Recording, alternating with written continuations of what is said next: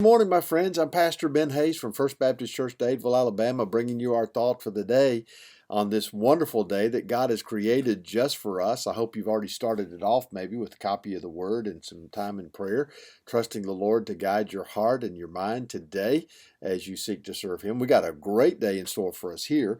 10 a.m., we've got our men's Bible study. We've got our ladies' Bible study here at the church. Come and join us. All are welcome.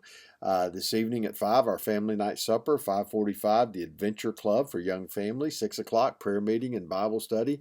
7 o'clock, choir practice, digging deeper. It's a lot going on today, and you can be a part of every bit of it, and I know that God will bless you. But right now, let's open up to James chapter 1 as we continue our journey here. We're going to talk about faith today.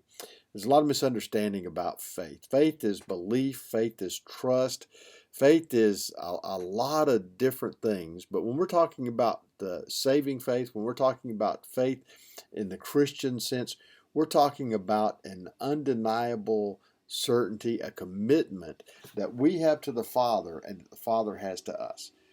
It is the idea that nothing else matters except we trust Him to do what needs to be done in our lives and for us. That's what true faith really is. I like the acrostic that some people use for faith. Forsaking all, I trust Him. That's it. Nothing else is important. Just trusting Him. But I want you to see this because he tells us in these verses that we're talking about, if we lack wisdom, we can ask for it, and He will give it to us liberally. He won't reproach us for asking. But He says in verse 6, He says, let him ask in faith with no doubting. And then He compares the person who doubts, who doesn't have faith. He says, like a wave of the sea, driven and tossed by the wind. Now, here's the thing. Look at verse 7. For let not that man suppose that he will receive anything from the Lord.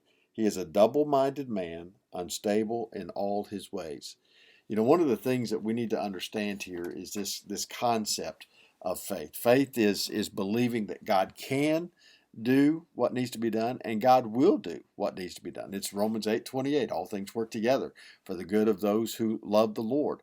Faith is the grain of a mustard seed, Jesus says. You can move a mountain. So why is it when you ask God for something, you don't get it?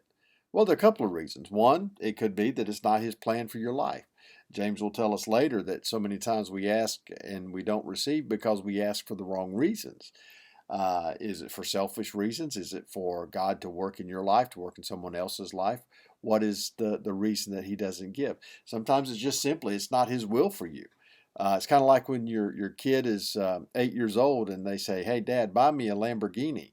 Not going to happen. One, I don't have the money to buy a Lamborghini. And two, an 8-year-old doesn't need to be driving a sports car.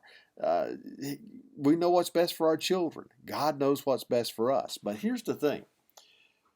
Those who ask and doubt, those who have no faith, or those whose faith is maybe struggling, God is not going to bless that by answering those kinds of prayers. That's what He's talking about here. It's kind of like the passage that we'll be dealing with not this Sunday, but next Sunday in the Sunday morning service, where Jesus is in Nazareth and the people had no faith. And it says at the end that He didn't do many miracles because of their unbelief. It's not that He couldn't do many miracles. He doesn't need your faith to enable Him to do miracles. He just doesn't, because He doesn't want to reward that kind of unbelief, that kind of doubting. And that's true in our lives. So many times God has answered prayers that I prayed. So many times God has said no to the prayers that I prayed. So many times God has gone way beyond what I even asked for in the prayers that I prayed. Has nothing to do with my ability to trust Him. Has nothing to do with my ability to have faith in Him. It has everything to do with His desire to give what needs to be given at the moments when we need it to be given, so that we can grow, so that we can teach others, so that we can help others. That's what faith does for us.